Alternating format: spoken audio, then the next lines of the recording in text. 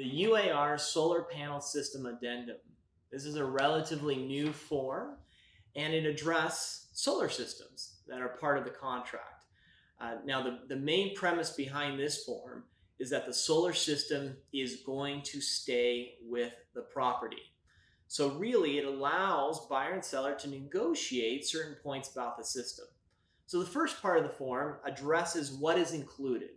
And really, the Forms Committee, in conjunction with solar companies, we addressed anything we could think of that would be included in a solar system. So it outlines all of these items that by default are going to stay with the property.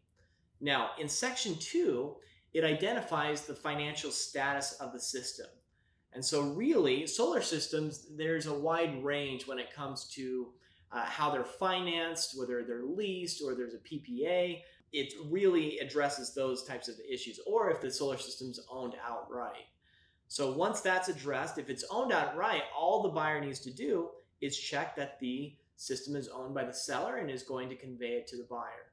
If anything else applies, if it's subject to a lease, if it's subject to a PPA, or it's subject to any sort of loan, then the buyer's going to check 2B and move forward to Section 3. In Section 3, this is where buyer and seller are going to negotiate what is going to happen to the system.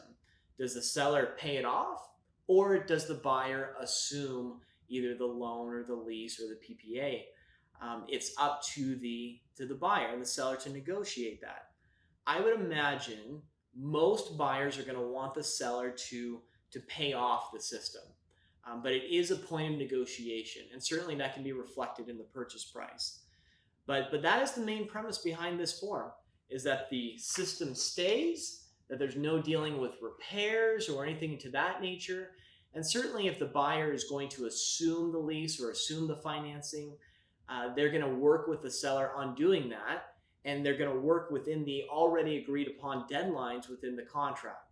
So buyer's due diligence condition, financing, appraisal, all of those deadlines are going to have to be negotiated within the contract itself.